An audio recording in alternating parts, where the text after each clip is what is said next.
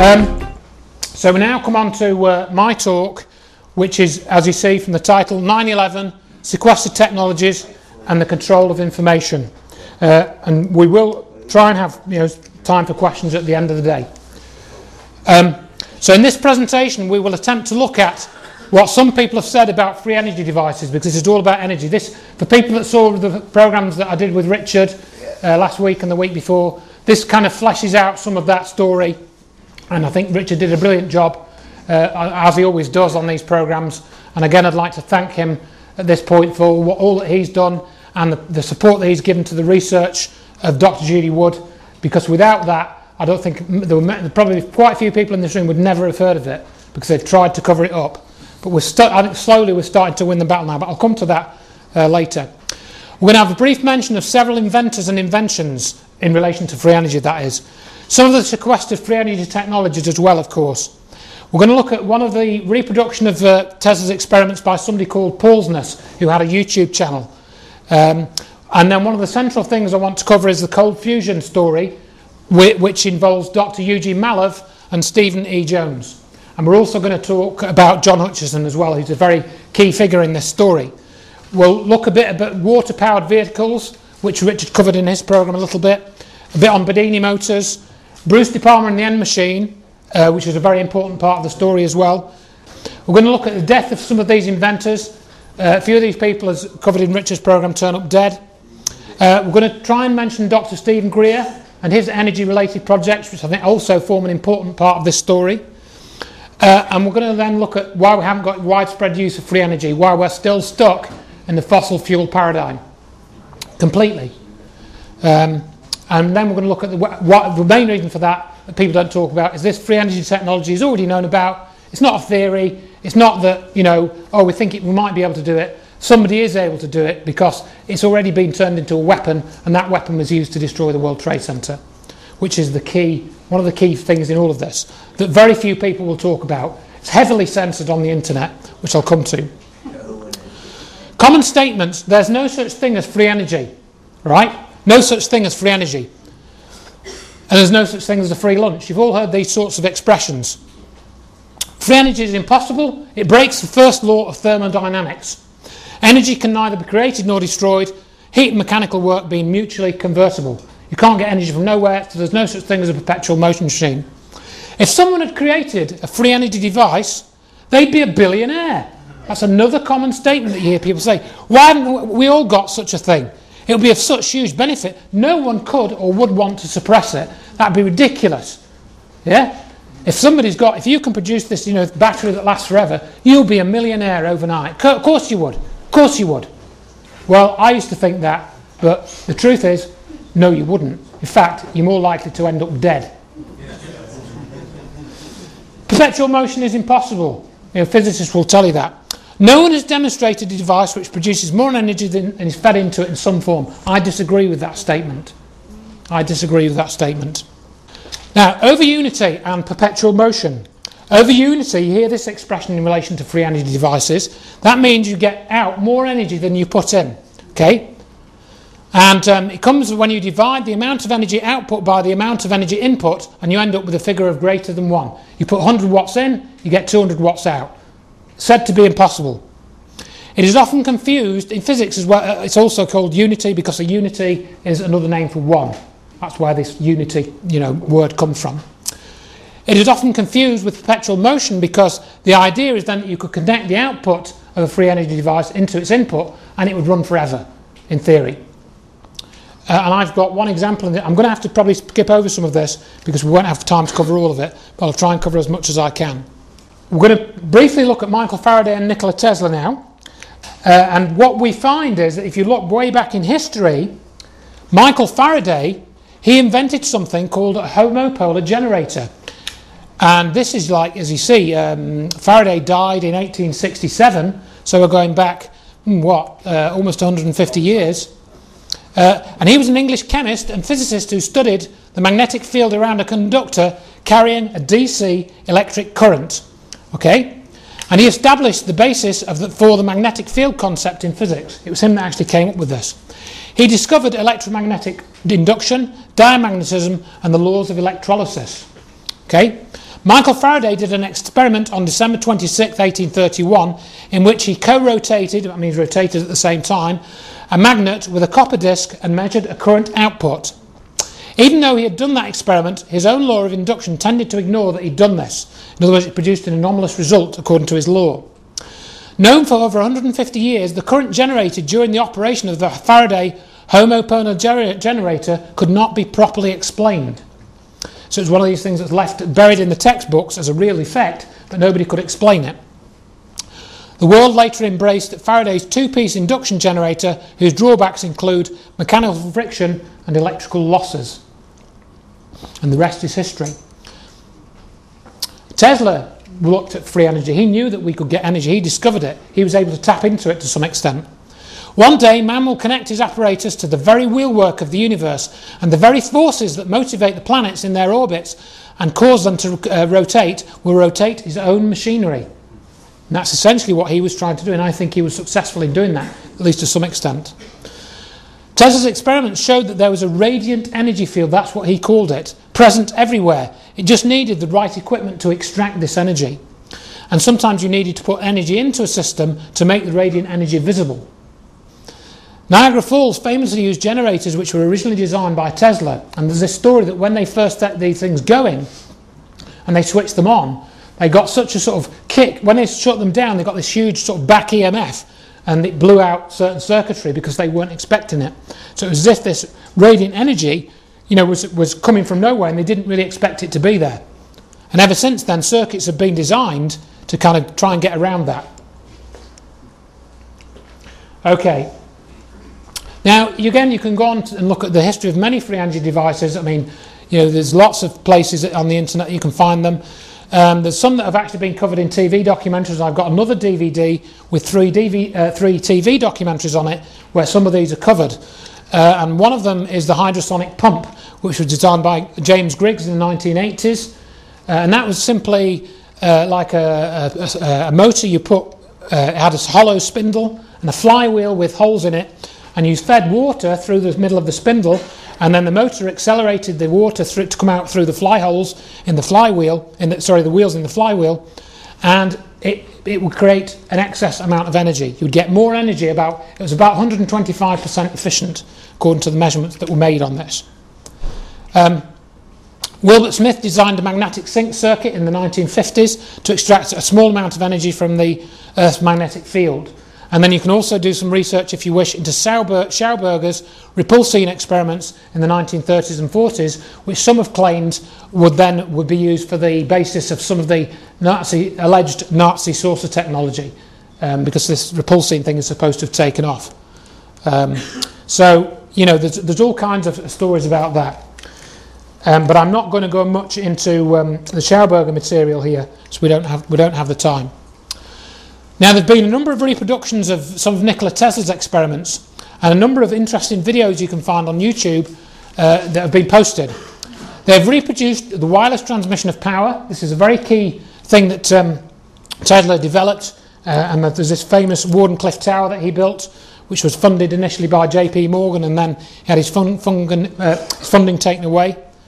But what we're going to see here, I'm going to play this video from Portsmouth, and you'll see that what's shown here is not ordinary electric current. Good afternoon. I'm going to show you a few things that Tesla has sent to us many years ago. Out of his lectures, books, on page 134, figure 19, you'll see the circuit right here. And also the same circuit can be found in his book, The Innovations, Research and Writings of Nikola Tesla. In this book here, it's found in several places. The one we're going to be demonstrating today will be on figure 183. Also, I've gained some of this information from Jerry Vassalato's book, Lost Science,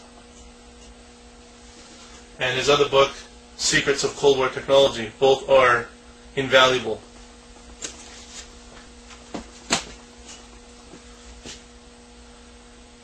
Here you'll see my setup. It's two copper rods connected across the top with another copper rod that is on a slidable scale. I can slide it up and down. I have lowered it from the higher position today just so you can see it on the film. My camera is not quite tall enough to catch the whole thing, but it slides up and down. It's just two parallel bars of copper. At the bottom of there is capacitors, just like he says in his book, and the spark gap in the front here, powered by a 10,000 volt transformer at the back. And I'll be connecting light bulbs across the bars on these two slidable points, both of which are independently slidable. All light bulbs are 110 volt bulbs. The only little bulb will be this bulb right here, which is a 12 volt light bulb. That's for out of an automobile type bulb. And this fluorescent tube here, I don't think it has a voltage rating on it. And we also have this big fluorescent tube over here. So I'll turn the machine on now. Arc is quite loud, so I won't be talking during this part of the demonstration.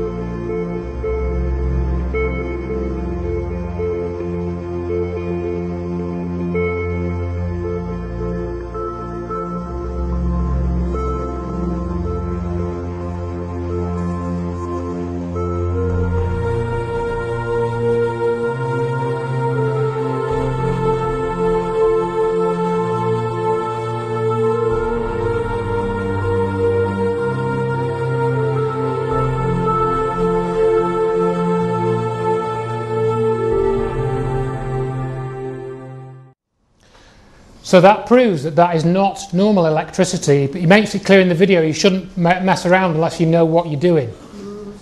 Tesla was messing around with that stuff, let's see, 100 years ago? And that's just, one example. But that, I mean, when I saw that, that was amazing. And there's other people that have done it as well. I'll just mention this fellow again, I'd like to almost do a whole presentation on this guy, Wilhelm Reich. He doesn't get talked about a lot. In fact, it surprises me because a lot of people are talking about chemtrails, weather modification. This guy's name hardly ever gets mentioned in that story. Okay, it gets mentioned in relation to orgone energy, which was this form of like life energy or ether energy that he discovered. Sometimes called perhaps etheric energy, zero-point energy or vacuum energy that Reich discovered. And he was actually studying this form of energy in relation to human sexuality, believe it or not. And he was actually, he worked as an assistant to Sigmund Freud. And he found that there was some type of energy, life energy, which was within people, which he then became very interested in.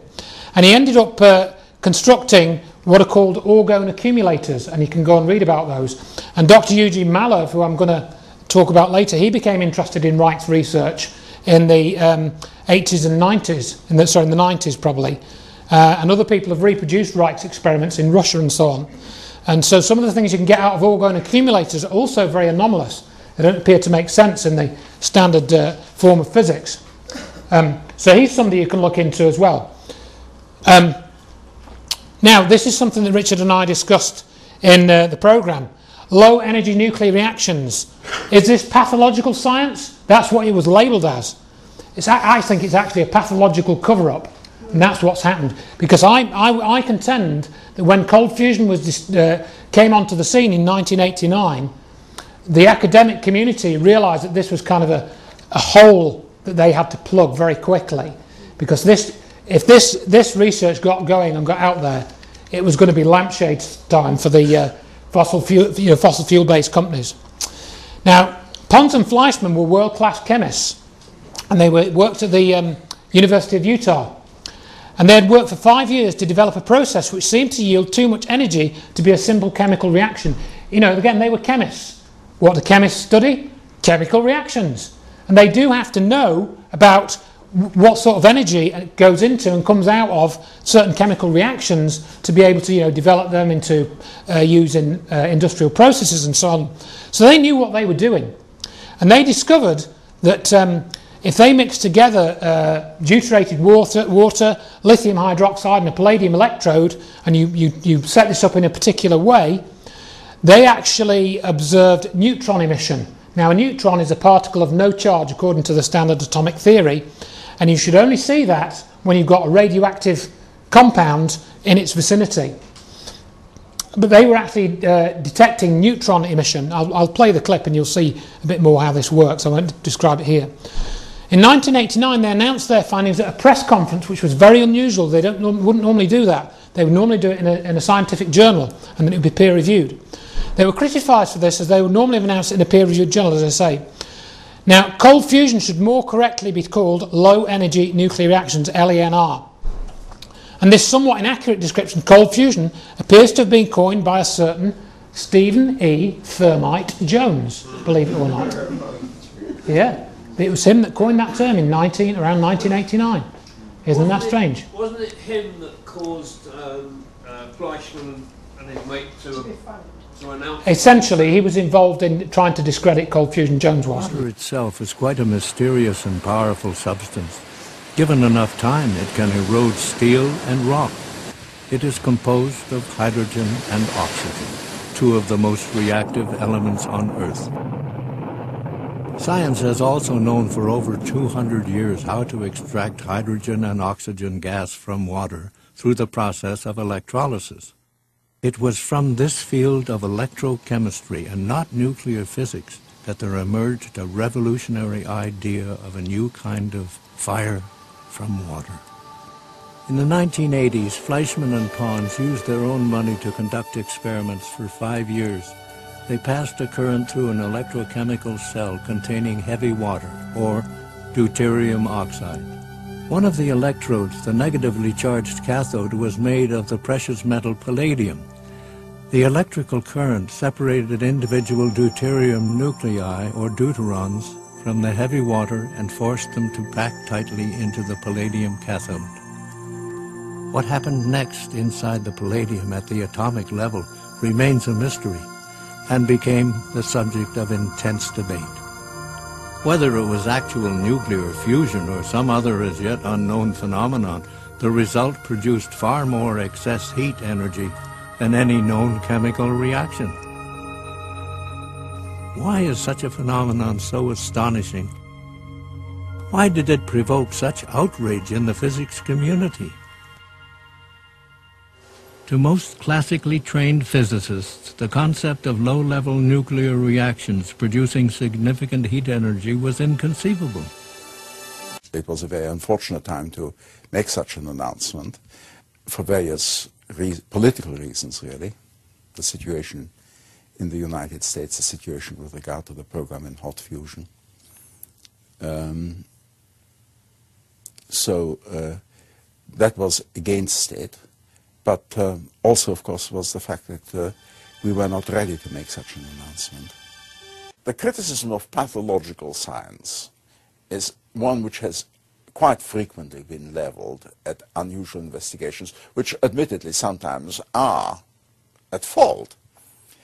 However, there is also the situation that people will criticize a field long after they should really have given up, and that is pathological criticism. They just get trapped in a situation. They have made a criticism. They have to maintain that criticism against all the evidence.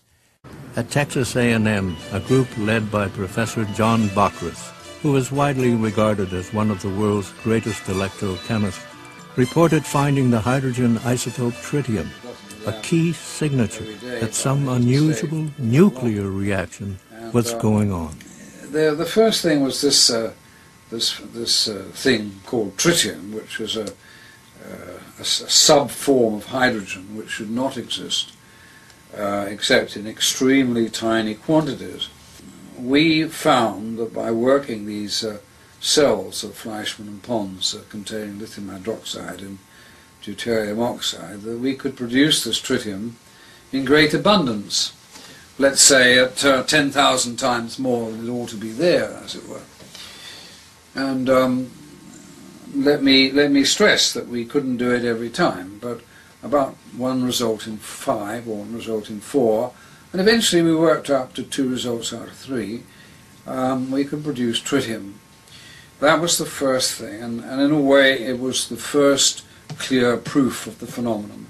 At Texas A&M, Bockris's group found themselves under attack. Science magazine writer Gary Tobbs wrote a stinging article that insinuated that someone in the group had spiked the samples with tritium. Although unfounded and eventually proved untrue, the allegation effectively dampened Bockris's remarkable claims. Well, I was 69 years old at that time. I took the attitude, suppose they fire me, right? It doesn't really matter. I'd had my career. The worst they could do would be to say, go, your tenure is withdrawn. And therefore I wasn't frightened. And I went on saying the truth and publishing what we'd got. But finally the university revolted against this. And they set up an inquiry, they called it rather sinisterly.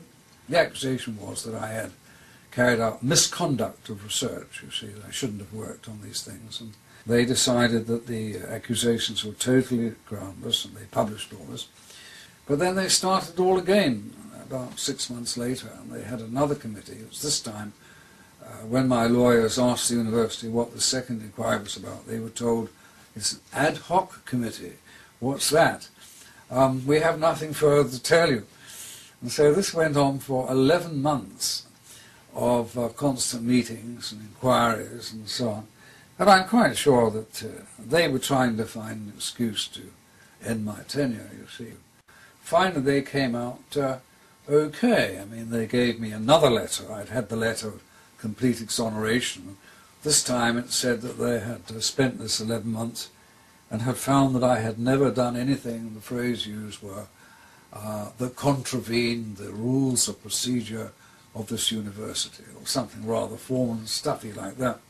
But I think the main part was that I had done work which was against the paradigm, and that was what they were really upset about. You know, people said that they'd been to other universities and people had laughed at it and said, what the heck are you doing, trying to disprove the laws of nuclear physics? And of course that's exactly what we were doing, and succeeding, you see. Even though positive results were still coming in, the Department of Energy's negative report effectively killed congressional funding in the United States. Fleischmann and Pons later packed their bags and left for France to carry on private research sponsored by the Toyota Corporation.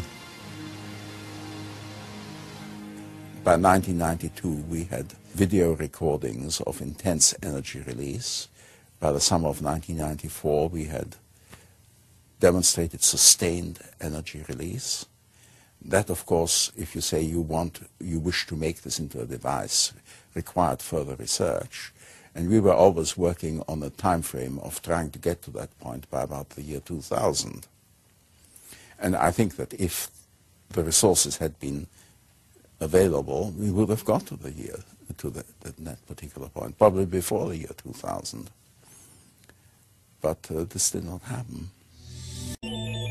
Yet as early as 1992, cold fusion experimenters began reporting unusual appearances of trace amounts of different metals such as copper, silver, chromium, and zinc when examining their spent cells.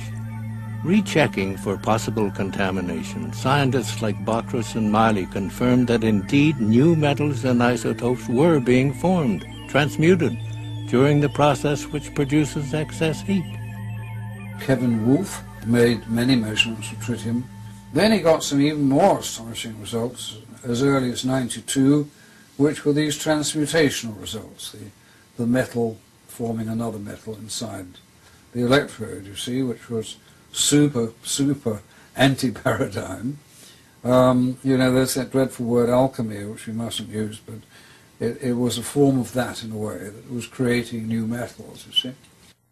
In Japan, Tadayoshi Omori and Tadahiko Mizuno at Hokkaido University have produced volumes of data under rigorously designed experiments showing the production of metals ranging from iron to platinum and beyond.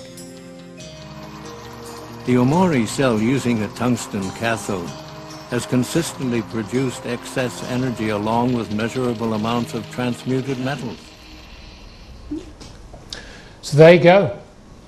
And that's, cold fusion has resurfaced a little bit in recent months and years because there have been various re-investigations of it, but they're still trying to keep this at a low level. Okay, so, you know, again, I encourage you to do your own research into this and see where it takes you, but it does take you directly into the story of 9/11, which we'll come into.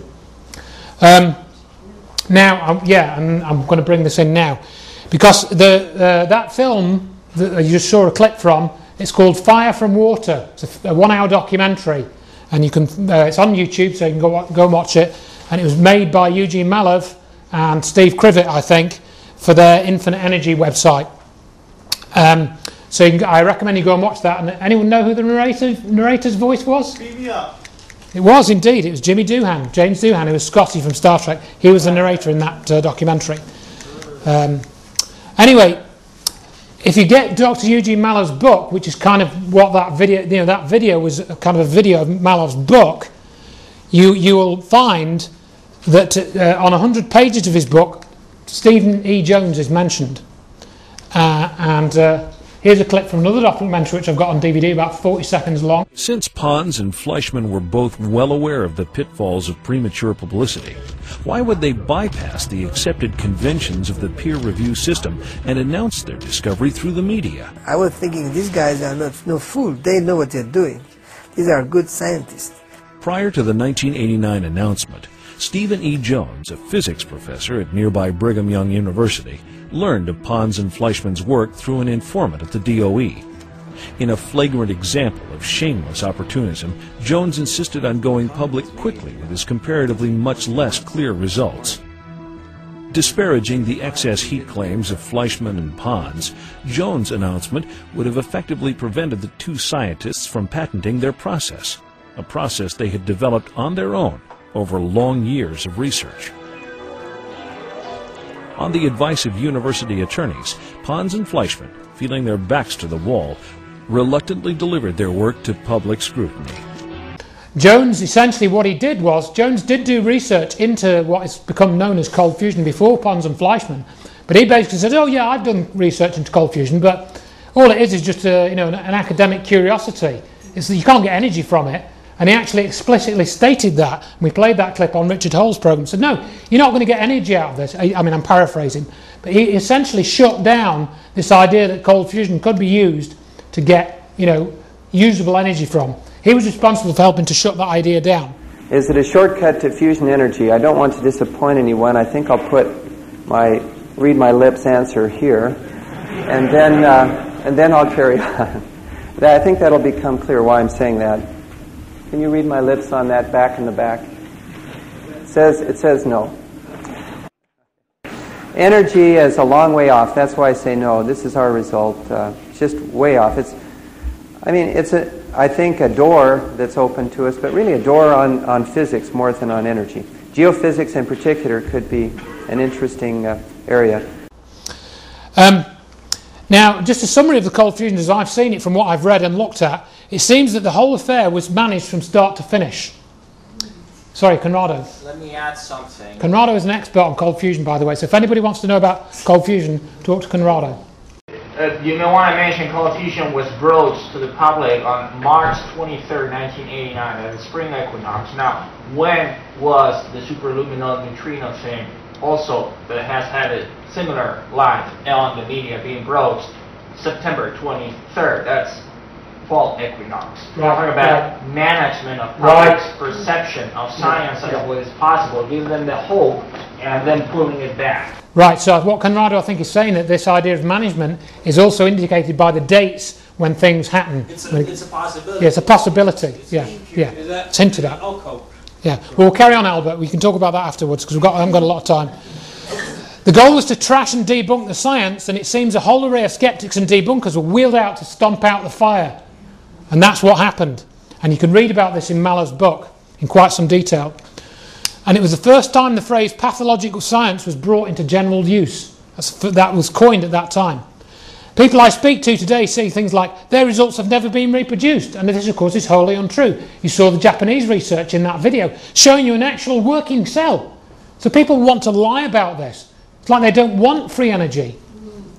Basically, in many cases, it's difficult to reliably reproduce the conditions under which the cold fusion effects take place. And Bockris said that. He said that they started off maybe 1 in 4, and then they got it to 2 out of 3 results. Different reproductions have different results in terms of seeing excess heat, evidence of a nuclear process, neutrons or tritium, which is an isotope of hydrogen, and transmutation of elements, which also is a very important factor in this. So Bruce De Palma, he was a brother of Brian De Palma, and he was a Hollywood film director. He had to leave the USA due to his research because of what he was doing with this N machine. I've got a booklet about this at the back there. So Bruce De Palma studied electrical engineering at Harvard in 1958, and he taught physics at Massachusetts Institute of Technology for 15 years, working under Harold Eugene Edgerton. So again, he knows what he's doing. He's working in the academic community. He was also employed by Edwin Land of the camera company Polaroid, and he's the brother of the Hollywood film director, as I said. In his study of inertia, he was studying inertia in some of his research, he developed a kind of rotating magnetized gyroscope, which I might call it that. And this was what became known as what he called the M machine. And you can see that in the picture here. These, I'm not sure which part of this rotates, but you've got, coils and magnets in here rotated in a particular way, arranged in a particular configuration. Right now we have the entrenched energy monopolies and cartels. We have OPEC and we have the 7 sister oil companies that control all the oil and energy. But what people have to understand is that the people who run the energy business in this world, which is the biggest business on the planet, turning over $4 to $5 trillion a year, it's bigger than guns and drugs, it's bigger than defense. They control the newspapers, they control the governments.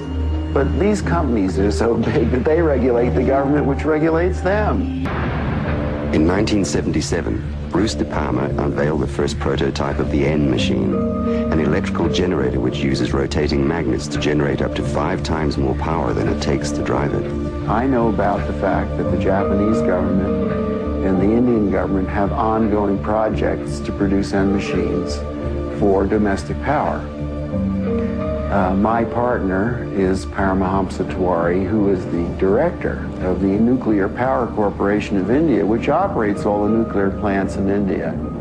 In late 70s, I learned from Bruce De Palma that he had carried out certain crucial experiments by rotating electromagnets. Tewari tested a prototype based on De Palma's N machine under laboratory conditions. The results were deemed too impressive, causing disbelief and suspicion among conservative government officials and the power consortiums that backed the project. Tewari was forced to abandon the project completely. One of the pivotal people that I encountered early in my career was Edgar Mitchell, the astronaut. Edgar J. Mitchell, an Apollo mission astronaut, founded the Noetics Institute in Southern California. The Institute's charter was supposedly to develop alternative energy systems by attracting inventors from all over the country. Mitchell became extremely interested in De Palma's N machine. He made De Palma a paltry offer to buy out the invention, which De Palma naturally refused. He said to me that if I ever tried anything on my own in California, I would get my head blown off. So I was scared to death.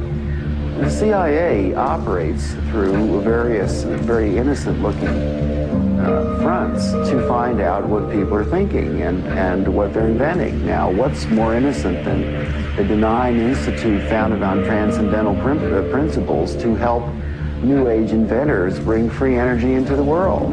And that situation still exists in the United States today, where a person that really understands what's going on just can't get their idea out because the alternative science and medical fields have been co-opted by the intelligence services. And he converted this little engine to run on water. This is many, many years ago. And he used it for several years. And somehow the news got out, and one day he got visitors, and he was told to dump the engine or else. 3 weeks later, the man was dead. And the coroner's finding was that he fell off the back of a train. He was drunk. Now, it happened that he didn't drink. There is no progressive science in a world where every scientific idea is evaluated for its military potential. Power, or energy, control of energy equals power in the new world order that is emerging. If you control the energy, the way we get around, the way we get electricity, the way we have our TVs and video cameras and stuff, if you do the control of the energy, then you've got control of the people. That clip pretty much says it all, really, in a few sort of short minutes. De Palma ended up dead under mysterious circumstances. Again, there's quite a lot of information. This was not a surprise considering the condition I had seen Bruce in when I visited him in December 1993. Bruce began each day upon arising some time before noon with fine wine mixed with sparkling water.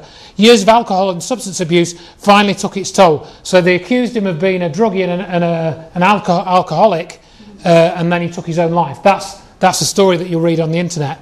The mystique and enigma that encircled the life of Bruce De Palma was due in part to the fact that he was never able to prove his theories with a working over unity device. Oh really?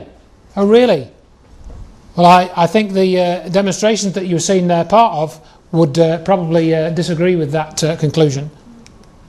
And De Palma was also right about these IONS, the Institute of Noetic Sciences. That is one of these front organisations where they attract people towards it and then they can be controlled opposition. And Edgar Mitchell, I think, is part of that. He never walked on the moon. In fact, none of them did. I've got a whole DVD about that. So if you want to go and look at that separately, you can. That's a whole other 2-hour presentation. I used to believe it. I watched Apollo when I was 4 years old. I wanted to be an astronaut when I was a kid. That's the effect it had on me. But now I know it's all just a pack of lies. And then we've got another one, another familiar story. Now to another good idea, and imagine a machine that could power your house for free. Well, that's exactly what 2 Australian inventors claim they've developed. Using magnets and a battery, their new generator has been described as revolutionary, and foreign investors are lining up for a piece of the action. Chris Allen reports. So, John, this is the machine? Yes, this is it, Chris. What's it capable of? Well, it'll power a house. The machine will provide sufficient electricity to run a house and have power to burn. It sounds too good to be true, but inventor John Christie is convinced his machine will change the world. So, John, basically you're saying this machine can produce 5 times as much power as it consumes? Yes, it does. This one, exactly as we see it, it does. And in fact, it can produce more than that. Once kick-started from a battery, John and his partner Lou Britz say this prototype will run for years without stopping. generating 24 kilowatts of power a day. You don't get more revolutionary, I think. I mean, we're talking about something that has the capacity to change the way that the world produces its electric power. There's a capacity to change the way that cars are propelled. You can replace the combustion engine, in fact. John, these are big claims. Are you sure you can live up to them? We don't really need to live up to them, Chris. The technology speaks for itself. I mean, a householder could buy one of these machines and install it in his garage and power his house forever without buying another kilowatt from a retailer. I mean, that's how serious it is. Steve Brassington is an independent electrical engineer. He's seen the machine and backs up everything John says. It's revolutionary. That's the only way to describe it. I think the technology, it's not bending physics, it's just using principles that I guess are commonly in use in power generation today in a different way. These guys have thought outside of the square. Basically, it's magnetic attraction and magnetic repulsion that provide the movement or the moment of the motor. Can you understand why some scientists are sceptical about it? There is no physicist or engineer who has looked at our motor or has looked at our figures who says it doesn't work. Lou is an electrician and John a businessman in Cairns in far north Queensland. The two unlikely inventors have been tinkering with their machine for 6 years. They've applied for an international patent and have been swamped by people wanting a piece of the action. These are the coils. We mentioned the coils don't get hot. Local businessman Alex Roma is one of the many offering money to help develop the generator. If it proves up to be what they say it is, it certainly would be something I'd invest in. John has also spoken to millionaire inventor George Lewin, the man who came up with the Triton workbench and who's now setting up a fund to stop Australian inventions going overseas. There's an opportunity here, I think, to share an invention with the world that is beyond anything that we've ever contemplated before. Scientists here at the local university say while they're interested in John's machine, they're also cautious. They say if the machine can generate as much power as John says it can, then they will have to rewrite some of the laws of physics. And they've urged people to be cautious about investing in it until the generator has been independently tested. Anybody who says it doesn't work hasn't seen it or hasn't looked at our figures. They haven't reviewed it. If they look at it, they'll all agree with us that it does work. John says the household generator should be available in a year and sell for about $5,000. If he's right, it will make him much more. And how much do you think your technology could be worth to you? I have absolutely no idea. We could be talking about millions of dollars here? Yes, very definitely talking millions of dollars, but I'd hesitate to even take a stab at it. Good idea. That bit at the end is just classic, isn't it? Oh yeah, good idea.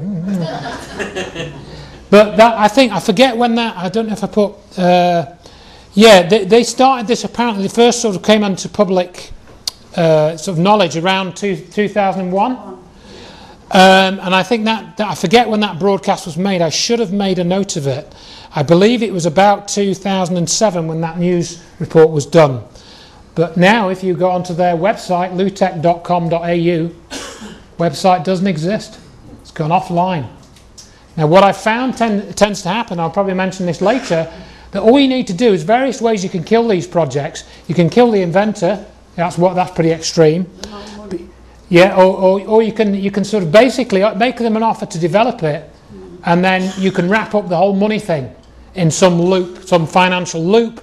Or you can send in the lawyers and somebody can say, oh, well, that coil that you used in your device, I actually patented that in 1983. So you can't produce it until that's all sorted out. You know, anything. It's easy to stop these things. And that's what I think has happened to this device as well. But then, of course, people then think, once it's been stopped, and the language that's used in the news broadcast, oh, it's revolutionary and blah, blah, blah. People think, oh, well, they must have been mistaken, or they must have been trying to con people out of money. You know, when you don't hear about it again, the assumption then is the people or the technology, either the technology didn't work or the people were being disingenuous. Let's see. Yeah, the John Bedini motor. This is one that also appears to work, and this is something that if anybody has got their own workshop and ability to develop something, this is something you can fairly easily experiment with.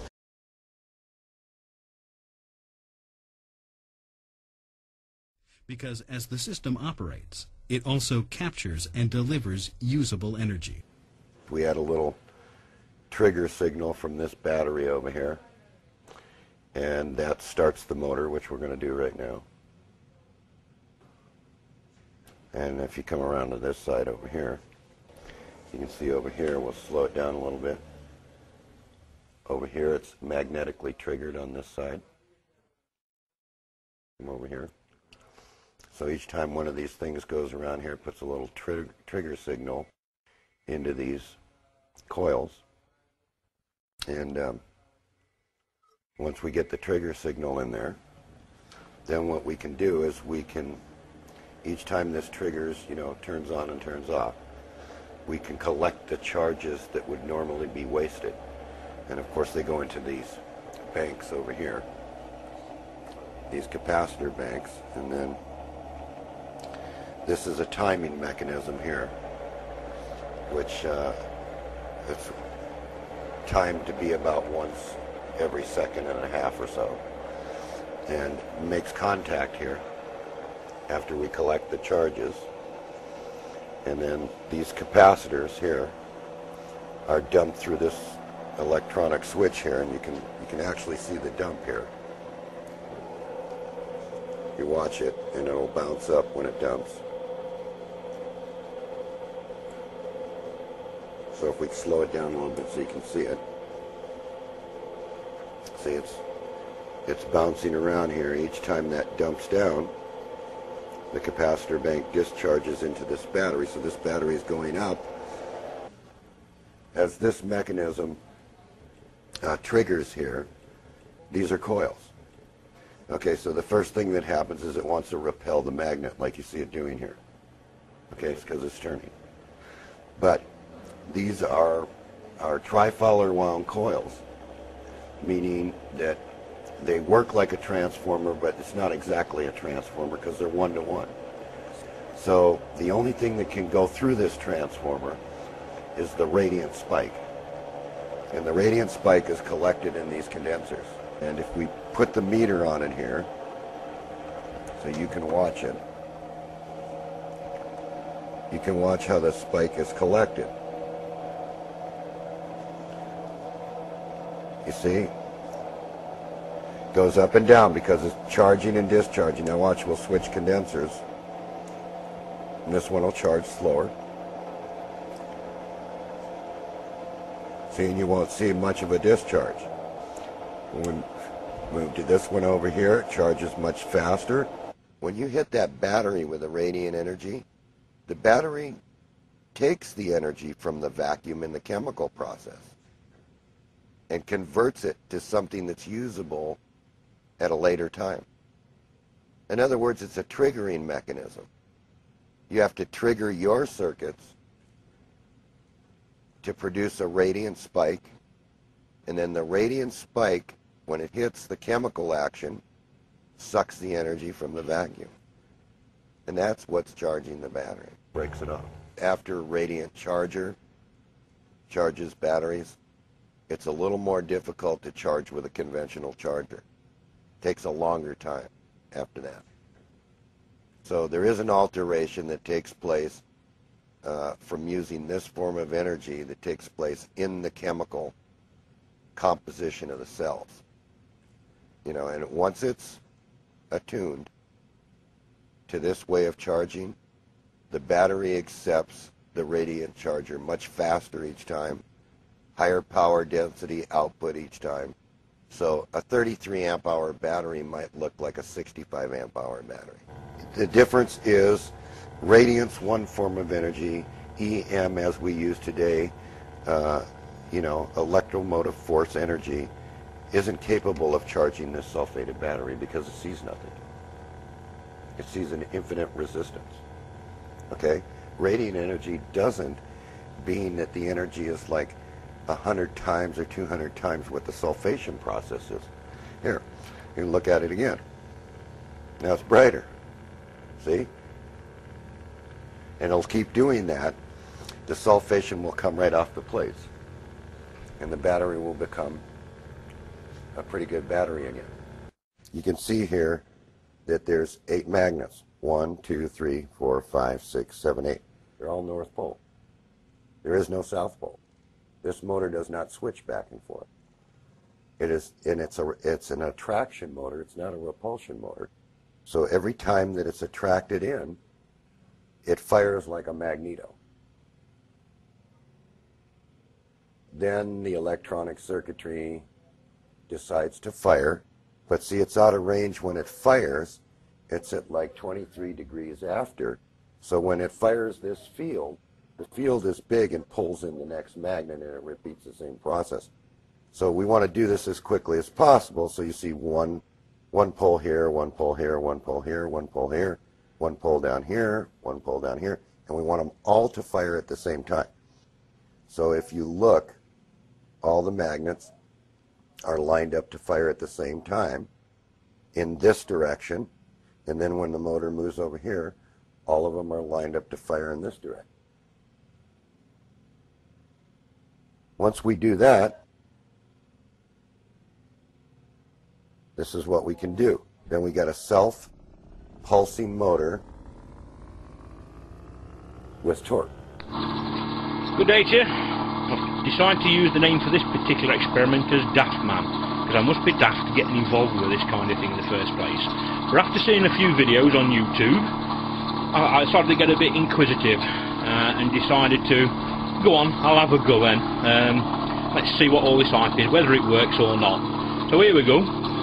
I've actually got 2 coils. I don't know if you can actually see that. 22 SWG, 26 SWG, and a 28 SWG, 500 turns. That's 500 turns, bipolar. I think that's what you lot refer to it as. On that coil, and the same on that coil. Now, as you can obviously see from what I've said and what I've just said, I've got 3 tapped outputs. One is the actual pulse, one would be the trigger circuit, and one is a generation circuit. But obviously the trigger circuit also generates power as well. Same with that coil there, exactly the same as what I've just described. Underneath, I don't really want to tip it up, but underneath, I don't know if you can actually see that, there's some magnets flying around. It's just tripping reed switches. So the only difference we mind is you've probably seen that capacitor at the back and wondering what that's for. Right, well the first motor, which is the drive motor, which is what I refer to it as, just so for clarity, actually drives, the outputs of those go down into the bridge rectifier here, which then goes off and charges that capacitor. I shouldn't put my fingers too close to that, it's quite high voltage at the moment. Which then goes into the second trigger circuit, which is on that board at the back, that triggers that motor. So, the output of the 2 generation sides of that motor go into the rectifier, charge that capacitor, triggers the second circuit, then I tap the output off the second circuit into the next bridge rectifier, which then charges this battery. This battery's just come off charge this morning. It was about, I don't know, I think it was about 9-10 volts, and it's now charging, just to show you, that's the reading from that battery. It's now charging. It's actually, I've got to put some sort of regulator on, it's actually overcharging very slightly. It went to 14 volts a few minutes ago. But you can see 1381 there. The supply battery is 1198 solid, and that's the current it's actually using at the moment. So, for some unknown reason, mine keeps speeding up a little bit and slows down a little bit. I'm assuming it's when the capacitor starts using the current, and it just seems to do this sometimes. I don't know why, but something I've got to look into. Maybe it's just a bearing that's starting to wear or overheat. It has been running for, oh God, it's got to be running for months now, non-stop this has. I have actually got a little electronic circuit that I normally have on this that switches the batteries over. So when this one runs down to about 8 volts, it switches over to the next battery and swaps the charge over at the same time. So it just keeps swapping the battery, flip-flopping if you like, and keeps the whole thing running. The problem is, if you let the batteries run too low, and I've noticed this, if I let this battery here run down to about 2 volts, and then put a new fully charged battery on, which is what I normally use, a pair at the back there, and I let them charge up, I find that it doesn't charge that battery back up fully. So over a period of time, the whole thing comes to a grinding halt. If I reset the voltage detection for the switch circuit to detect the voltage drop at about 8 volts, and then swap over, the thing will just run for months. I've actually had to stop it in the end because it's just getting on my nerves, it running it back at the shed. So it's actually been running for many months, and I've only just finally plucked up courage to put it on YouTube, if you like.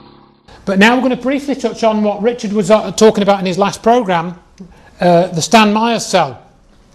And this again is another electrolytic process, used for electrolysing water. And it uses a high frequency pulsed circuit. It generates high frequency pulses of electricity into the electrolysis process. Seems to have some kind of feedback mechanism as well. We've come to that conclusion that Meyer built into the electronics some sort of feedback components which he didn't put in the patent. The process, when you electrolyse it, yields hydrogen, raw hydrogen, and you then can burn that hydrogen in much the same way as you can burn the vapour from a gasoline, from petrol, in an engine to produce energy. The energy released in the burning of the hydrogen as heat seems to be greater than that used in the electrolysis process to produce it, and that's what apparently has been done. The hydrogen can be produced on demand and does not need to be stored. That's the key thing in the Meyer cell. All the hydrogen cars that you hear about in the media, or the majority of them, they all require the car having a tank which you fill up in the same way as you fill up a tank with gasoline. But the Meyer cell would produce hydrogen on demand. In other words, if you put more current into the cell, it will produce more hydrogen. So if you've got your foot on an accelerator in a car, you could regulate that current going into the cell, then get more hydrogen, and so on. And I've got another clip here about the Meyer cell. Well, it was during the oil embargo of the United States. It alarmed me that a little country over in the Far East could actually cripple the United States. And realizing that the entire industrial base of the United States and the world is based on the supply and the utilization of energy, it became imperative that we must try to bring in an alternate fuel source and do it very quickly. Of course, I thought originally with the right type of funding, we could possibly get it in within 6 months. But reality shows that the 12 to 15 years was more correct in this projection. Back in the 70s, Stan Meyer set out single-handedly to solve America's energy problems. He decided to do it using water, the world's most abundant storehouse of hydrogen, which is a far more powerful fuel than oil. For 15 years, Meyer has been fighting to get his inventions taken seriously. Most inventors have to be a loner. You have to be somewhat thick-skinned and don't rely on other people to support you, because they will not. More times than not, an invention is really stolen from the inventors. Even in my prior development of high technology, I've had patents taken from me. I learned from the School of Hard Knocks to be very cautious. Meyer has always stood out against the crowd. He has no formal qualifications as a scientist because he didn't wait to graduate from high school, leaving early to go straight into research at the high-powered Battelle Institute in his native Ohio. Now he works full-time as a private inventor. He's built a device with potentially revolutionary implications. There is nothing startling about a machine that can extract the hydrogen from water. What is highly unusual is that it should do so with ordinary tap water. The conventional method is called electrolysis. Meyer has turned that process on its head. Unlike electrolysis, his device doesn't use up large amounts of electric current, nor does it produce an enormous amount of waste heat. For 20 years, he has been refining a method to fracture water. which produces vast amounts of hydrogen on demand. This is not his latest apparatus. He was unwilling to let us point a camera at that. This is the simple device he used to convince a reluctant patent office that his revolutionary concept actually works. Alloy rods, acting as electrodes, are housed in a perspex container that's filled with water. Normal mains voltage is fed in through a transformer, but critically, there is virtually no current consumed, less than half an amp. The result is dramatic. Hydrogen pours off with the flick of a switch. Meyer claims the key is his electronics, which pulses electricity rapidly across the rods at up to 20,000 cycles per second. In a way that's not readily apparent, this process transforms the equation. Whereas in conventional electrolysis, 3 times as much energy is consumed as is produced in the form of hydrogen fuel, in Meyer's apparatus, the reverse is true. It appears to produce several 100% more energy than it consumes. Stan has something that's characteristic of the people that sound like they've done something to tap zero-point energy. Has high frequency, high voltage, and there's a combination of the two at which something occurs. With Chernetsky in Russia, it was what he called a self-sustaining discharge. The tube would run by itself. When Stan gets this effect, the amount of hydrogen and oxygen that are emitted off these 2 electrodes is a step function. It almost boils the water. If I did this with standard electrochemicals, I need current, and the water should rise a degree every couple of seconds. With Stan's, it'll run for a half hour, and the water temperature hasn't changed. Something's different. Meyer demonstrates this repeatedly without any difficulty, and yet on the face of it, it represents an extraordinary revolution. His measurements over the years suggest 1,700% greater efficiency than conventional electrolysis. And, if he's to be believed, he's getting much better results from his latest, still secret invention. Well, I first got involved with Stan Meyer when I went over there with a couple of colleagues to look at his water-splitting device. And so we arrived at Stanley Mayer. He had a demonstration cell. We filled it with tap water. In fact, I did that myself. And he switched it on, and almost instantly there were 3 jaws dropped because of the rate at which the gas poured off. It was quite spectacular. Whatever energy source Stan Meyer had tapped, it was not explicable by the electric power that was going into it. So something was powering it outside of conventional wisdom. There is no question that the gas coming off in such abundance is hydrogen. Meyer ignites it to produce a high-temperature flame able to cut through metal.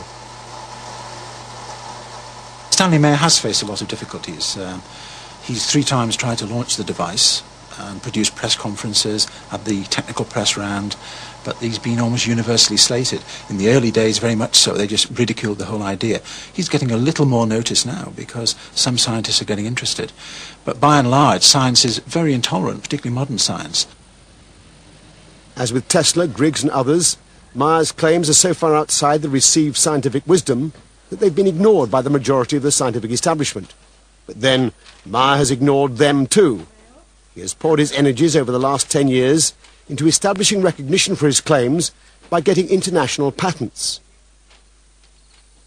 In the processing, there was a great deal of difficulty in trying to process the legal paperwork in such a way as to allow the patent office to fully understand what was actually occurring. In one instant, we brought the water fuel cell to Washington, D.C., and of course I had tweaked it in such a way to produce an enormous amount of hydrogen and oxygen gas, and the patent examiner said, no, it will not work based on the electrolysis process. And when we turned it on and produced an enormous amount of hydrogen and gas, the examiner finally realized that we were doing exactly that, and went out in the hallway and started screaming and hollering to everybody on the floor, put out all your cigarettes, hydrogen's in the building. So we started laughing and said, well, we certainly convinced everybody in the patent office that we can do what we said we can do. Even so, the US Patent Office dragged their feet for 3 years before granting patents on the hydrogen-producing device. Since then, against massive resistance, he's managed to get patents established throughout Europe and Japan. But the hydrogen machine was only the first step towards Mars' ultimate dream. If he gets it right, this application of his technology would change the 21st century in the same way that the Wright brothers and Carl Benz transformed the 20th. He is currently modifying a beach buggy to run on nothing but water. It doesn't have a petrol tank or even a hydrogen container. It has just a tank of water. He's invented a device called a water splitter to replace the spark plug. As the water is injected into the engine, Meyer claims it's fractured into hydrogen and oxygen and then burned as fuel. Meyer is working on a kit to modify any engine. He hopes to demonstrate it on this car within 12 months. And of course, the blessing to the use of the water as a fuel source, that on combustion, the byproduct is water mist.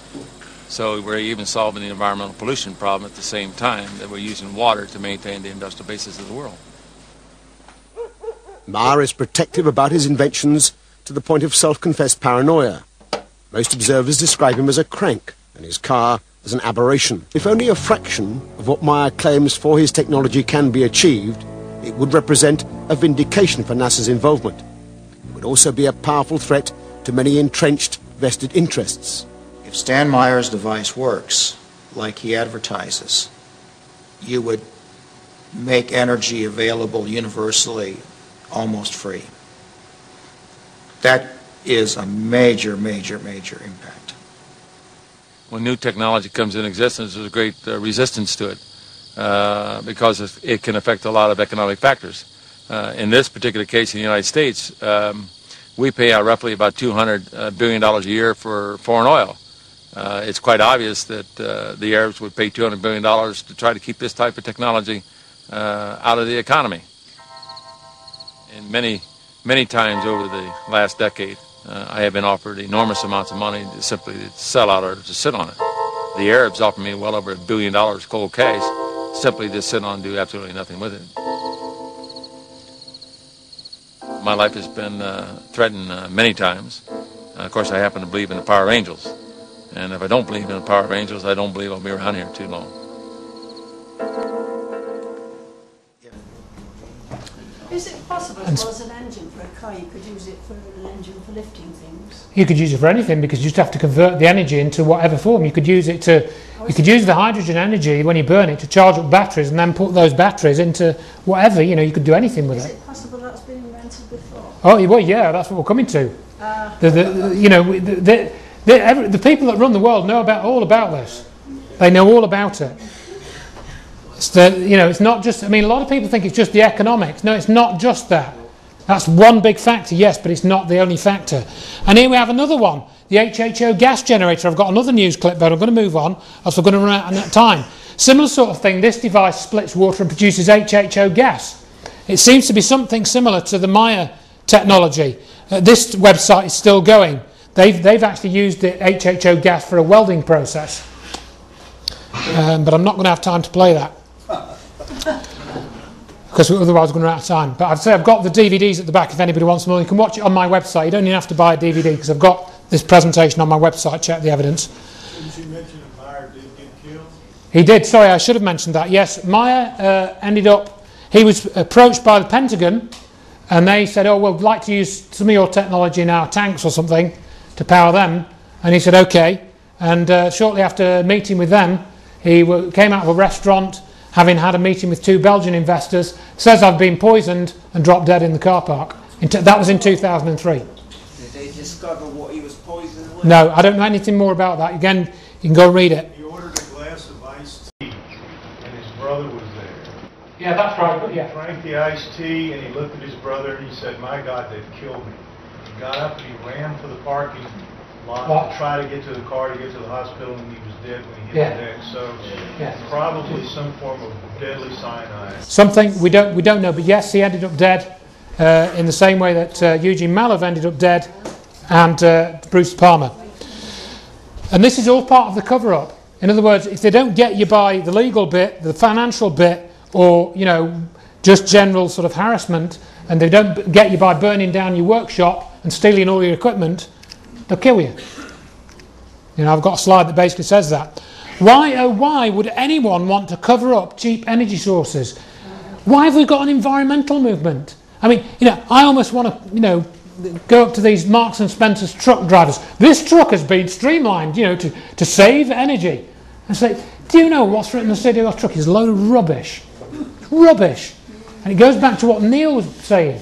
We've all been conned by the media because of this repetition. CO2, you know, all this rubbish about that. But this is what's behind it. You're sounding angry. Wouldn't you? Yeah, I'm surprised I'm angry, you know. Surprised more people aren't. The energy industry is probably, as it said in that clip, the biggest global industry of all. Oil, gas, coal mining and prospecting are huge, expensive operations. The vested interests are enormous. Everyone needs energy, even the governments of the world. Even medium to large scale use of more conventional technologies, such as the basic electric car running on conventional battery technology, seem to have been terminated as early as possible. See the film Who Killed the Electric Car? That was in the thing in the 90s. Well, you can go and look at the story Who Killed the Electric Car. There's a new car just come out called the Tesla One, which is also came out, was announced a few days ago. That uses a solar charger and some battery system. There's no gas in it, and you can drive it at 100 miles an hour for 200 miles or something. So I think that's going to get cut down as well. But we'll see. Maybe it won't. Now, national security was brought up. Physicist and engineer Dr. Tom Valone worked at the US Patent Office, and in a 2001 email to Gary Vesperman, he has stated, "As a former patent examiner, I can tell you that the number of securitized patents in the vault at the Patent Office Park 5 building is closer to 4,000 or more. They never receive a patent number, and the inventor is rarely, if ever, compensated by the government for use of the invention. The US Patent Office has a 9-member committee that screens patents for national security implications. A hidden purpose of this committee is also to screen energy-related patents which could threaten the power and fossil fuel companies." So the fix is in already, folks. Same, I'm sure it's the same in the UK. Do not patent things. Okay, the other problem is this. Government complex. The academic government complex, as Mallard calls it. The academic government complex, not the military-industrial complex, as much as the academic government complex is against new scientific ideas that threaten the foundations of their work. And they, no matter how many papers are published, I don't care whether they're on the internet or not on the internet or where they are, the establishment academic government complex is brain dead. I mean, why can't they open their arms and say, this is exciting, let's try it, let's experiment, and let's jump in it? Well, it's remarkable. I must tell you, George, 15 years, almost 15 years now, after that fateful day of March 23rd, 1989, I continue to evolve in my understanding of the emotional and psychological and intellectual armoring, to borrow a term from the famous Wilhelm Reich, that scientists have. It's astounding. One physicist at MIT, whose name is Dr. Hermann Feshbach, one of the world's foremost nuclear physics people. Now he's deceased. But at MIT, as I was finishing up my time there as a senior person in the MIT news office as a science journalist, he had played a role in getting rid of a major article that was going to appear in the MIT magazine, very influential magazine called Technology Review. It's on newsstands all over the place. He said to me, "I've had 50 years of experience in nuclear physics, and I know what's possible and what's not possible." And then that was it. That was his total statement, which I would cite forever as a statement, a kind of statement that should never come out of the mouth of any person who considers themselves a legitimate scientist. They're not a scientist if they say, based on previous knowledge and theory that I have, I know for all time what is possible and what's not. That's obviously crazy.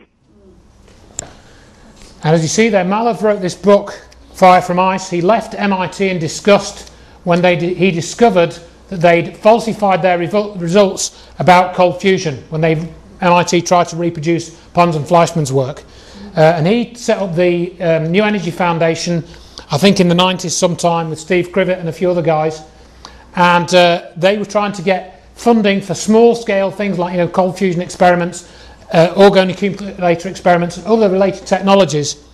And apparently they got a group of guys together and they were going to make a presentation to Congress. And then he was murdered, apparently in a bungled burglary at his parents' house that he was renting out. And he was murdered on 17th of May 2004, about 3 months after that recording was made. So again, they got to him as well. So it seems. And again, I'll just go back to this. Bruce De Palma's words from that clip before, the CIA operates through various innocent-looking fronts to find out what people are thinking and what they're inventing. Now, what's more innocent, the Benign Institute, founded on transcendental principles to help New Age inventors bring energy to the free energy into the world. If free energy technology was not real, these operations would not be needed.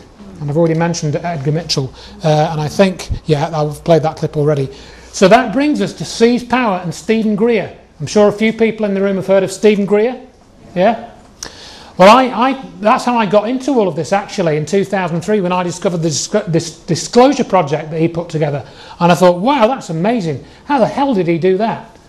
And then the big, sort of link that he made in my brain was that the UFO cover-up was to do with energy, not aliens, or not necessarily just aliens, but with energy. If people begin to realise that these craft that are coming here, what do they run on? Do they run on, what energy system do they use? Coal, oil, gas, nuclear? No, clearly not that, if you look at all the evidence. And he set up this thing called Seize Power, Space Energy Access Systems, in 2001. And he basically says, all right, what I'm going to do is, I'm going to set up a website, inventors come to me, and I'll connect you with investment funds. It wasn't created on September 11th, 2001, was it? I don't know. I don't think so. I think it was before that. It could have been. I don't know. Something to look at. But he basically said, use the UFO technology that was known about in black projects to get free energy sources to market. Fantastic. And he had an agreement for inventors to contact him through the website, and you could go and read this. It's about 10 pages long, this agreement, and he could send him an email, and he would, connect you with the right funds and the right people. Now, I've got a lot of text on this, but it's just merely to illustrate a point, rather than for me to read it all out. Now, I thought Seize Power was a fantastic idea. Somebody was actually trying to get free energy devices out. Greer went on the radio, he was openly talking about this, and so on.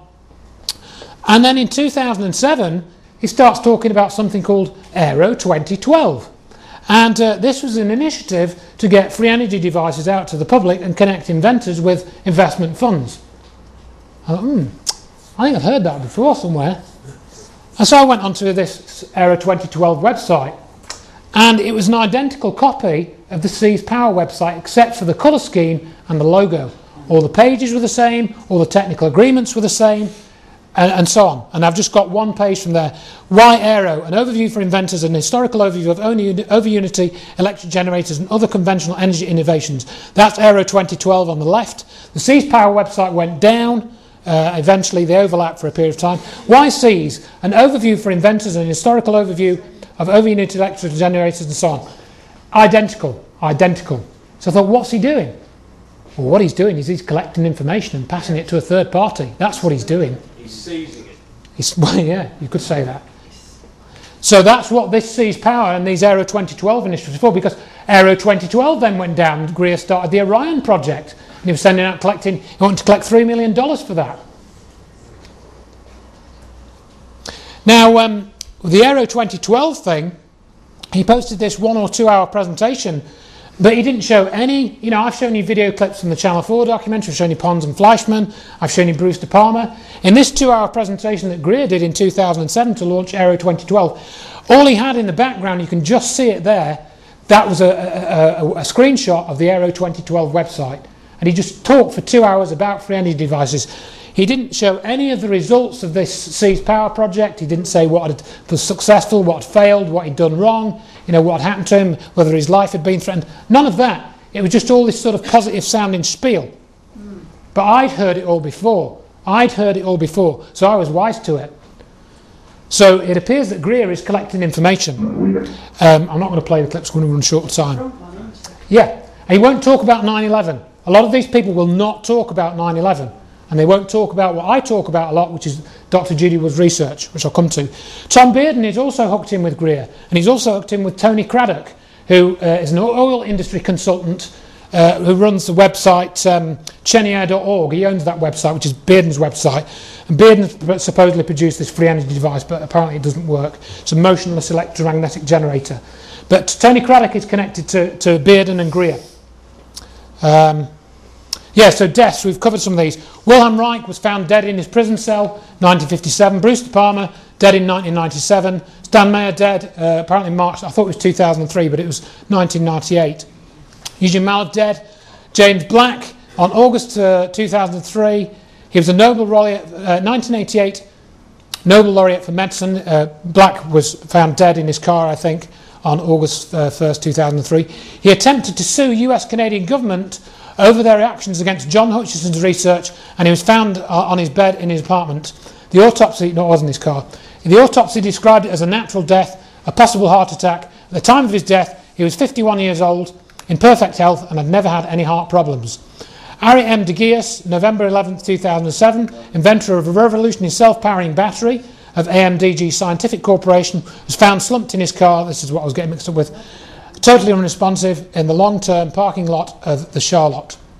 Michael Zabur, name probably not familiar. He was the nephew of William Zabur, and William Zabur worked with Eugene Mallove to set up the New Energy Foundation. Michael Zabur was Judy Wood's student. Yeah. March 19th, 2006, he was shot in the head in a mugging. And he was Judy Wood's student. So there's a direct link. I'm not going to go into cover that. So how do we get access to free energy devices? One YouTube posting describes what happens. I mentioned this, but it's worth re-emphasising, I think. Stan Meyer and then many others, always the same story. The Pentagon wants to see your idea, tell you how they would like to use your invention. You demonstrate your device, proving it to them that it works. Then they block off all your efforts and end up killing you. The only way to get a free energy device out to the public is to forget about patents, distribute it underground, sell it to EV enthusiasts with the plans and encourage them to travel around and do as you are. You then have created a non-interlinked underground distribution system that will spread like the general populace, and it will spread like wildfire and will be unstoppable.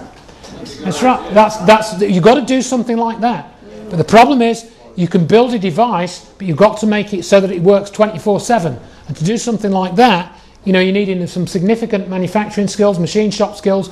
Not many people have got access to those. That's the problem. So I'm going to come on to this now. The weaponization connection. This is also why we haven't got free energy. And this is all from Dr. Judy Wood's material. I think probably a good few people are familiar. Looking at the events of 9/11, you have to re-examine them if you want to know what happened. A lot of people talk about all kinds of stories about remote-controlled planes and bombs in the building and thermite and micronukes, underground nukes, basically anything except what actually happened. And this set of pictures is unlocks the door. This is the key. You see 70 stories of steel turning to dust before your very eyes. And if you watch some of these pieces, you can actually see them turning to dust before they hit the ground. They are turning to dust as they are falling. This is technology in plain view. Technology in plain view. Everyone now can see this for themselves. Free energy technology at work. No explosions, no heat, no flames, no sparks. Paper wasn't burned, was it? Paper was unburned. This is technology, folks. This is what's happened to the free energy technology. You haven't got it, running your car and your house because they already knew about this, and I think they knew about this technology at least in 1983. At least in 1983. Probably well before that. Probably in the 50s, because it links into the anti-gravity technology as well, which you also haven't got access to. I've done another presentation about anti-gravity technology. And again, you'll see the spire here sticking up, and the camera zooms in on this section, and you'll see it. Now, I'd never really seen this set of pictures until about 2006 when Dr. Judy Wood showed them to me, and she, she's obviously gone on to research many more of the details in relation to this since then, and she's put this into her book, Where Did the Towers Go? You see that in slow motion. Yes, it is. Yeah. You see the explosion. So, well, there's no explosions. It's actually just an expulsion of material to some extent. There aren't any explosions. So this is 110 stories of building turning to dust in 10 seconds. This is perhaps the clearest shot, and you can see the stuff coming off. But we don't know who has this technology. People say, oh, it's the US government, oh, George Bush did it, oh, the Israelis did it, oh, the Zionists did it, oh, the Jesuits did it. We don't know. We don't know. I don't know this technology. But we do know two of the companies that are involved. Science Applications International Corporation and Applied Research Associates. Funnily enough, Science Applications International Corporation is mentioned 5 times in Stephen Greer's disclosure document. But he doesn't talk about this. He's never contacted me or Dr. Judy Wood to say, what about this energy weapon then? I've never heard him speaking about it, and yet this has been on the table since 2006. And certainly the Hudson effect connection, which we'll come to next, has been on the table since 2008. Unburned paper littered the streets. People levitated but not burned by the dust cloud. No bright flashes seen as the towers came down. The key point is, what technology can do this kind of destruction with little or no observable heat generated? Similar to cold fusion, remember? Energy coming out. Or similar to Myers cell, I should say. Energy coming out but very little heat. 80 to 90% of 2 of the world's tallest buildings disappeared in 20 seconds. Where is the rubble? This is World Trade Center Building 7. That was destroyed at 5:20 in the evening. This was taken before 5:20 in the evening. There should be the remains of 200 stories of buildings there. And instead we've got, I'll just show you these little clips here. That's the amount of the height of the pile based on there, so you can see quite clearly. Yeah. Mm-hmm. It got turned into talcum powder dust. Yeah, there it is, and there's the dust, some of it. Raging car fires, paper not burning, only a few inches away. These are not conventional fires, so it would appear. They might turn into conventional fires at some point, but initially not. What's happened to this car? We've got some plastic surviving on the top, yet this is so badly burned, or it looks burned, but it's not burned. The door handle's gone, the trunk's popped open, this is all gone. So what's going on? And this is some of the much of the evidence that Dr. Judy Wood has compiled. And here's the levitation effect. I think this proves that gravity comes into play here. When you open up this energy system, this energy source, when you connect to 0-point energy, you get these weird effects coming out. Truck upside down, car upside down, car upside down, car upside down, car right way up. Energy effects seen at the World Trade Center, not talked about, kept well out of the media, as Neil was talking about. Engine block's gone. Yep, it's all in the book, and we've done videos as well. One pane only broken there. Why is only one pane broken? Those windows were not damaged by projectiles, by things flying through them. They were damaged by longitudinal waves, vibrations. Same again, only one pane damaged. How do you work that out? It's because it's not what you think it is. Oh, and how about this? Not a lot of people want to talk about this either, because now we're way off into outer space. Hurricane Erin on 9/11. The eye shaped like a pentacle. I know I'm running out of time, so I'm just trying to get through the information now. But the key thing with the Hurricane Erin data is the path. When I wrote to the government propaganda unit called Act on CO2, which is one of these things that's meant to encourage businesses to use energy efficiently, I says, right, so Act on CO2 then, so you know about the climate change and stuff like that. Well, tell me about Hurricane Erin then. Hurricane Erin starts as a hurricane, or was registered as a hurricane, on the 1st of September in the Atlantic. Travelled for 6 days and hit Bermuda on the 7th. Did a bit of damage at Bermuda. And then, guess what? Went in a straight line towards New York City, ending up at 8 o'clock in the morning, closest to New York City, and then on the 12th it made a right-hand turn and went off out towards Newfoundland. Oh, it's just a coincidence. They wrote back to me and said, this Act on CO2 propaganda arm wrote back to me and said, oh, well, Mr. Johnson, I'm afraid that September is hurricane season in the USA. September is hurricane season in the USA.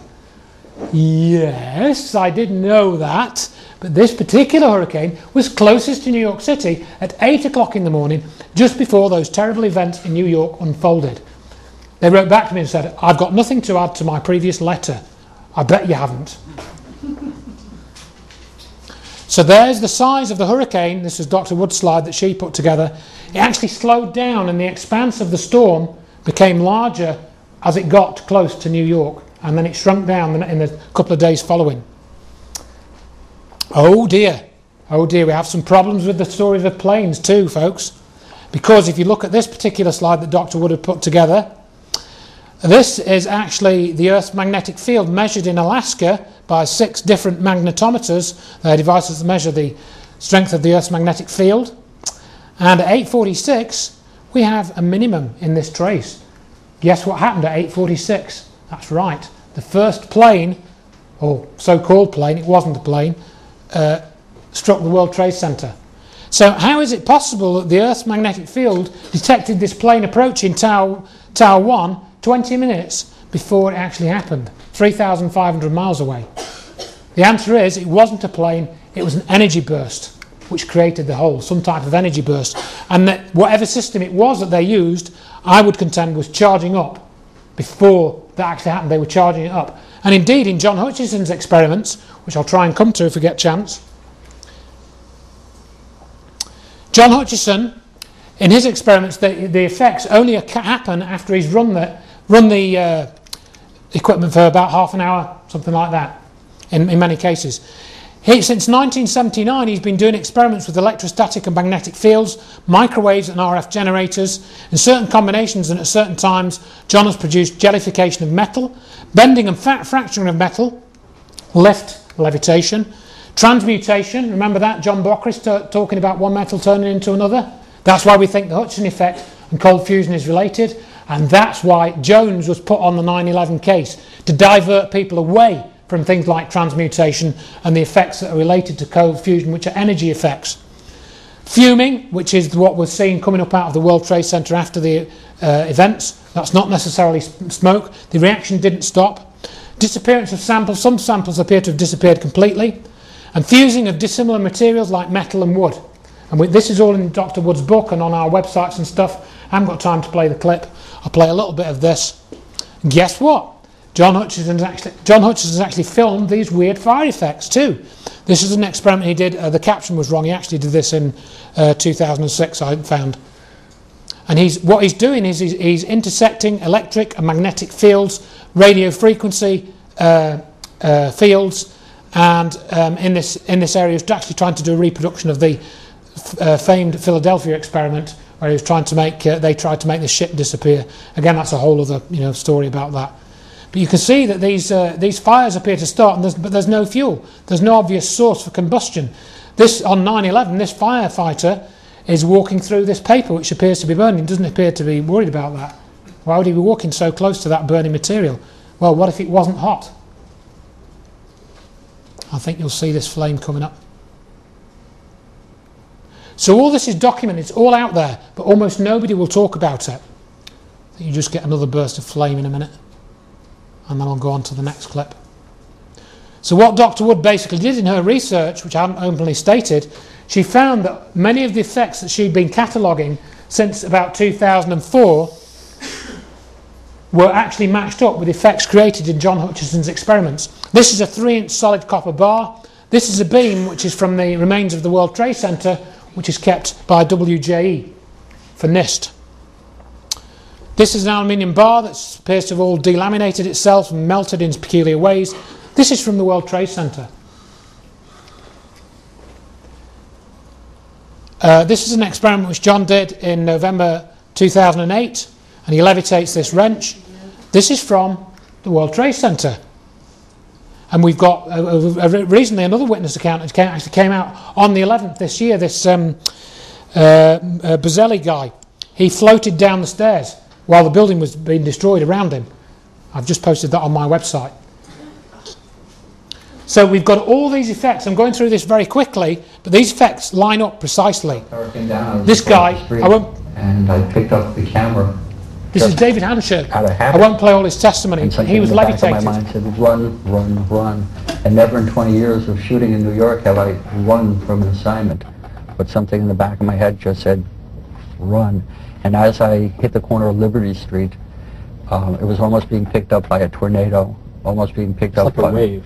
It was like being picked up. With the black cloud. That black cloud had substance. It was like night, but it had a solid feel to it. It was like gravel, hot gravel, and just picked me up and tossed me about a block. At one second I was running, and the next second I was airborne. And I lost my glasses, I lost my cell phone, I lost my pager, but managed to hold on to both cameras. But it threw you for a block? I was back down at Ground Zero last week and walked the area where I have a pretty good recollection of where I was and where I wound up, and it was just under a city block.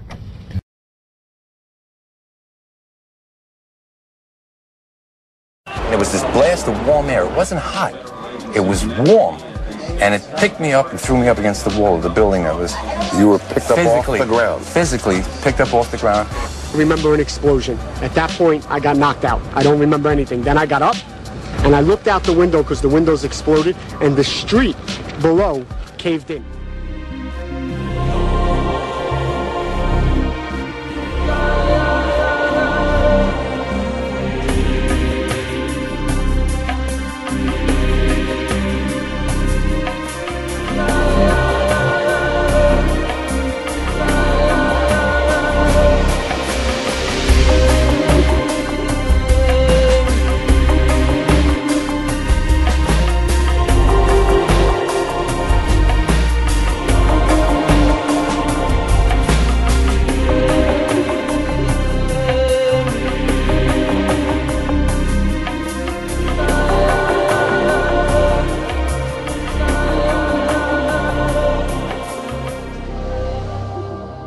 So he describes being lifted up, and we've got a lot of witnesses of this. There's some more. Again, I'm getting up close up to the time. We found quite a number of people that were lifted off the ground. Firemen were running along, their hats lifted off. One guy said he saw his hat floating away in front of it like the Wizard of Oz. So all these effects, metal effects, again, John Hutchison's experiment on the left and the World Trade Center on the right. Bankers Trust Building, again, some very peculiar effects in that. I'm running out of time, so I realise I'm sort of more or less doing flashcards with these. But this very peculiar damage here. And in the building, this here is paint. This is paint. So if this was heat that melted this, why didn't this paint burn off? Think of the intense heat that would be required to melt that into that form. But this paint is still on. And here, you can just see at the edge, there's a telephone cable from a telephone. You can just see it coiled up. How did that survive? And then they repaired the Bankers Trust building. There it is, July 2006. They repaired it all. Repaired the exterior sections of it. And then they took it all down piece by piece at a cost of $70 million. It's gone now. It took them about 4 years to dismantle it. Did it keep rusting? Yeah, it had an ongoing rust problem which they declared as a mould infection. Bankers Trust was said to have a mould infection and they had to take it down. Steel frame building. So, dissimilar materials merge again. We've seen this with John Hutchison's experiments where a stainless steel knife merged with an aluminium block and then he sliced through it with a grinder to grind down so you can see the layers. And then we see this thing going through a tree, straw going into trees, this pole going into the wood here. What it appears is that in powerful storms you get strong electrical field effects which are having some effect under certain circumstances on the materials and causing them to lose their coherency, if you will. That's what appears to be happening. But we're never told about that. Now, Dr. Wood observed that John Hutchison uses a Tesla coil in his experiments, or used to, doesn't so much now. And this, you build up a large charge on the top here. This is like a storm system. And what did we have? We had the hurricane. So we would contend, I mean, she doesn't say this exactly like I do, but the weapon, as was, required a mixture of different types of energy. And one of the types of energy came from the static field associated with the storm. That's what it appears to have been. Just a bit about the cover-up now, a couple of slides about that. I've decided that I'm going to form a group called Liars for 9/11 Truth. Okay? This will include Alex Jones, Richard Gage, Jim Fetzer, Stephen E. Jones, Dmitry Karlazov, probably people like Richard Dolan, probably Stephen Greer as well. So I'll be putting up a website for that. The main culprit of one of the cover-ups is Jim Fetzer. He invited me to join the Scholars for 9/11 Truth group in 2005, along with Stephen E. Jones. And he wrote to me, "You have taken for granted that Hutchison's research is well-founded or at least sincere." No, that was untrue. I'd known of John Hutchison's research since 1998 or 1999, having come across it in a book by Albert Budden, and also it was discussed on $1 Billion Secret. And Fetzer wrote to Dr. Judy Wood on 3rd of March 2008, "Just between us, if Judy were to back off her relations with Hutchison, whom I consider to be a fraud, I think her standing can be salvaged." That was a threat. Yeah. And he's since that time had, he's claimed to have supported this book on his website, but when you go and listen to his radio interviews, he gets about 6 or 7 different people to say why Dr. Wood's work's only a theory, or why it might not be true, and on and on. You can read about all that in my book. I'm only covering it in very quick form here. We're getting up to the end of the time. Architects and engineers for 9/11 Truth, they would not put their thermite evidence into a legal challenge in 2007. I've written about that. I won't cover all that. It's got a plane in it, running out of time. But supporters who have of the Architects and Engineers group who have put Judy Wood on their profile have had the references to Judy Wood deleted off their profile without their permission. So if you go onto this Architects and Engineers for 9/11 Truth website, set up a profile and put on a link to Dr. Judy Wood's website, I can almost guarantee that within 48 hours it will be taken off. Now, with Judy Wood is not going to acknowledge any of that evidence and just hand wave it away, then she's not practicing science, she's practicing witchcraft. Go ahead.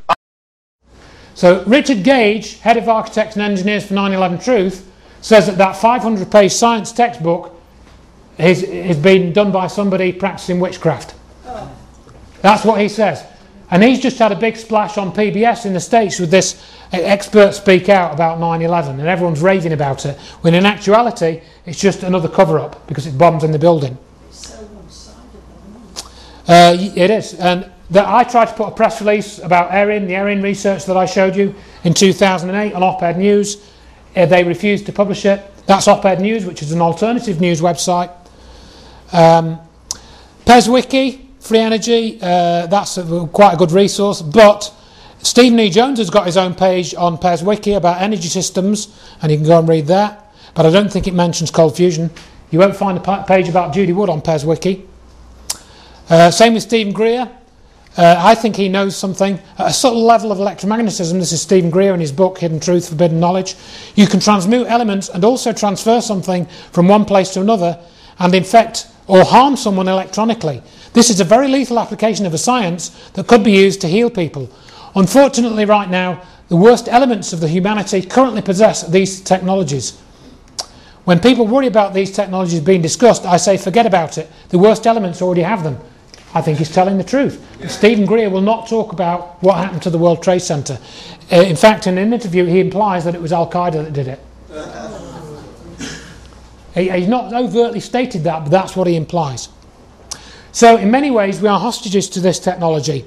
And I've got this truck. Here's the truck from Marks and Spencer's. A large part of the cover-up has been created by this mindset, again in the way that Neil was describing this morning. If you create the mindset that you can't have free energy, it's just a ridiculous dream, then you don't really need to do much to keep the cover-up going. And that's essentially the way it works.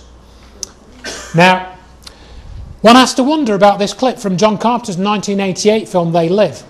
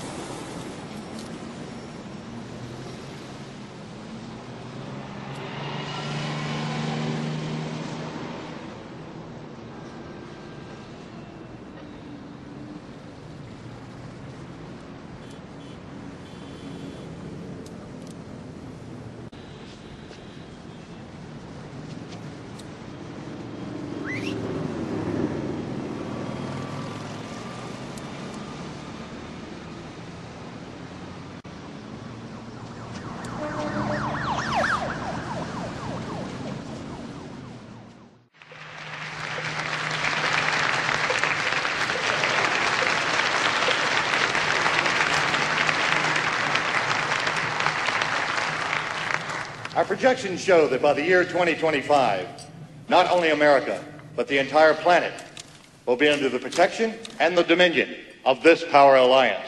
The gains have been substantial, both for ourselves and for you, the human power elite.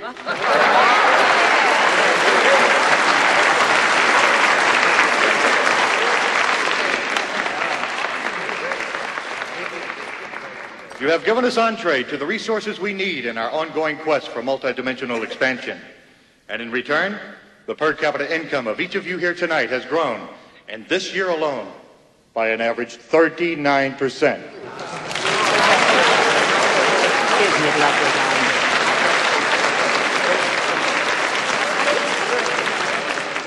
And I've just received word that our forces have won a major victory. The underground terrorist network has been destroyed here on the West Coast. We are off crisis alert. The situation is normal again. How you doing, boys? I didn't know you'd been recruited. Welcome aboard. Earth is our stepping stone for a You know you boys really should have dressed for the party now you can afford it. I gotta tell you, I sure am proud to be here. You seen the whole place? I haven't had a chance to yet. Come on, I'll show you around. You know, I knew me and you had a lot in common. First time we met. Money isn't the nicest thing in life. Hey, waiter. The only thing. Thank you, buddy. Excuse me. Where the hell are we? Backstage at the show, boys. I'll admit it is a little funky, but it serves its purpose. How'd you get here? Use one of these little portable jobs? I know we ain't supposed to use them except in cases of emergency, but they're so much fun. Now, if you think that's something, take a look at this. Go on, take a closer look. Attention commuters. Flight Alpha 7 to Andromeda is now ready for boarding. Please step to the transmission platform. That's where they come from. All carry-on luggage must be held securely. Thank you for waiting, and we hope you have a pleasant trip.